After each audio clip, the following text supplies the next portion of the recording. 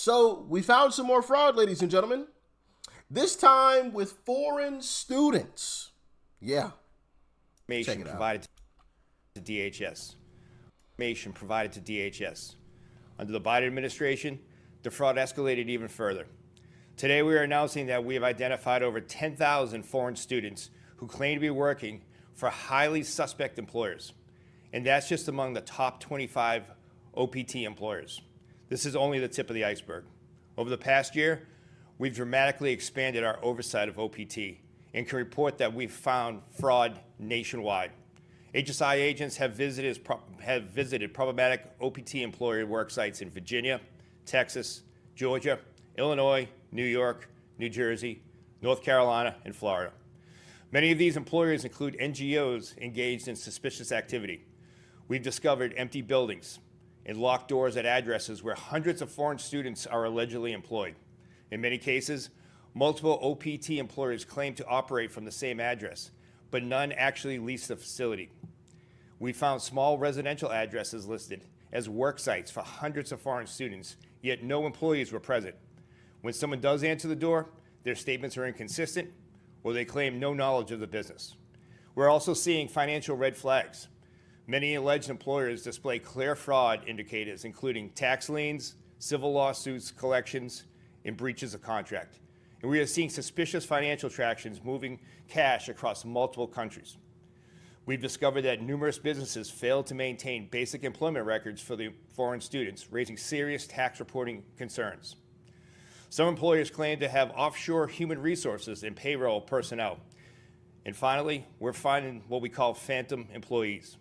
We've identified foreign students who obtained work authorization documents through OPT, but never showed up for work at the sites they claimed. While we can't share details of ongoing investigations, I can assure you that more information is forthcoming and that we are taking this fraud very seriously. With that, I'll turn it over to the Acting Executive Associate Director for HSI, Mr. John Condon, who can speak in greater detail. John. Thank you, Director Lyons. Last week, HSI investigators and compliance officials conducted site visits at 18 OPT work sites in North Texas. Our findings were alarming. We discovered coordinated employer clusters where numerous employers in the same building complex are running nearly identical websites, sharing job postings and management personnel, but claiming no business relationships with each other. We found shell company schemes where multiple OPT employers are established by the same owner-operator, indicating a deliberate scheme to structure income and evade taxes. We have encountered employers who claim only a handful of OPT employees, despite our records showing that hundreds of students claim to work there. To give you an example, one employer we visited claimed to employ only 3 foreign students through OPT, while our records show over 500 foreign students claiming to work there. The company's representatives were unable to answer basic questions about the business and deferred to HR managers in India. OPT employers are required to directly train foreign students, but we've seen multiple examples of alleged employers claiming that all management is overseas in India. We've also discovered multiple state networks which are large networks of alleged employers claiming to train thousands of foreign students in OPT, then farming them out to unreported third-party employers, making oversight nearly impossible and raising serious national security issues. And we found potential evidence of international financial fraud. Our investigators have discovered questionable financial networks crossing multiple countries involving numerous bank accounts and complex transactions. These cases aren't limited by geography. In Houston, we found an alleged OPT employer accused of pay-to-stay visa fraud who was charging students under the table to help them fraudulently maintain visa status. The phony employer had never operated from the listed address, and over 100 foreign students allegedly employed there were nowhere to be found. In Georgia, we found an alleged IT company's address was nothing but a P.O. box. The owner operated a second related company across the street, also allegedly employing dozens of foreign students. The location was empty. One of the company's websites was flagged by DHS firewalls as potential malware, a common marker of fraudulent OPT employers. In New Jersey, we discovered an OPT employer who claimed to employ over 150 foreign students but couldn't answer basic questions about who they were or what they were hired to do. We only encountered one of these students who revealed he had not worked for the listed company in over a year. He was instead being trained by a company based in India. and in a New York condo allegedly housing dozens of foreign students, a supposed employer became visibly upset and denied any knowledge of the company, despite DHS records and student reports confirming otherwise. A foreign student confirmed the individual was the owner, but could not explain his denial. HSI will continue to investigate these cases, among several others. Director Lyons?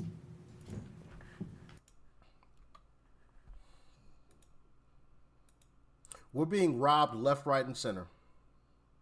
Left, right, and center. And apparently, this has been going on for quite some time, and similar things to it. Because this next clip that you're about to see is from about 5 months ago. And there's older videos talking about some of this stuff as well.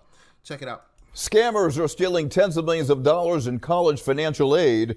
They're increasingly using artificial intelligence and forcing colleges and the U.S. Department of Education to bolster their fraud detection systems. Investigative reporter Chapadelli has been working to uncover how local colleges have been impacted. These criminals create what are called ghost students to steal taxpayer money, and they prey largely on community colleges due to their open enrollments. As higher education rushed to establish online enrollment, it exposed vulnerabilities. It really does make you pause and say, okay, there's a real problem here, and we need to do something about it. Vice President of Recruitment and Admissions at Delaware County Community College, Gina Macklin, says more than 500 ghost students enrolled in her college in 2023. Have you been able to quantify how much money was stolen from the U.S. government in 2023 from those 500 applicants? No, I'll say this. I'm not at liberty to say. Here's how the scheme goes down. Scammers begin with stolen Social Security numbers and other identifying information and create synthetic identities, a blend between real and fabricated personal details. They submit applications, enroll in minimal classes online, and then apply for loan and grant money that's sent to bank accounts controlled by the scammers. You are stealing money from students that could actually use this money. You're stealing someone's identity. And taking away class spots from legitimate students. In 2025, Community College of Philadelphia had more than 600 fraudulent applications, roughly 5% of all applicants. The school had to pay back the U.S. Department of Education more than $600,000 doled out to ghost students. We're in a space that we don't know who to trust. During COVID, the administration pretty much relaxed all verification efforts. U.S. Department of Education Undersecretary Nicholas Kent tells the investigative team fraud prevention has been a focus, and it prevented $1 billion in fraudulent student loan payments in 2025, largely due to improving its system to flag suspicious applications on the free application for federal student aid, or FAFSA. It began alerting schools to verify certain applicants in person or virtually. Why is the federal government not using the ID verification at that point? I think that that's a great question. We are working on, a formula that will be integrated into the FAFSA early next year. But in the short term, the flagging of suspicious accounts by the Department of Ed worked. Delaware County Community College had just 2 ghost students in 2025. Some of it is bots. Some of it is actually concerted people. Some of them do this as their job. Former NFL player Andrew Simpkins and his company help schools across the country spot ghost students using proprietary software well before they apply for federal aid. He says the program analyzes vast data sets and behavioral patterns and identifies anomalies that humans might miss. Within 10 seconds, we're giving them back a response to say, hey, this person is good, get them enrolled. But such programs can be costly for community colleges. The Community College of Philadelphia says it's now monitoring IP addresses and physical addresses for applicants. It also now uses a third-party vendor which makes sure high school transcripts are real.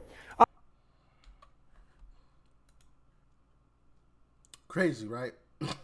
Crazy. Just when you thought you seen it all, you've only seen the tip of the iceberg. We're being robbed. I mean, there's no other way to put it. Left, right, and center. Robbed all over the place. There are people on this planet who are making a living, and some of them even getting rich, off of robbing us. Crazy. And they're doing it in all kinds of ways. I'm sure, you know, a few months from now, we'll discover some new way that they've been robbing us, some other way that we've never seen before that they've been robbing us.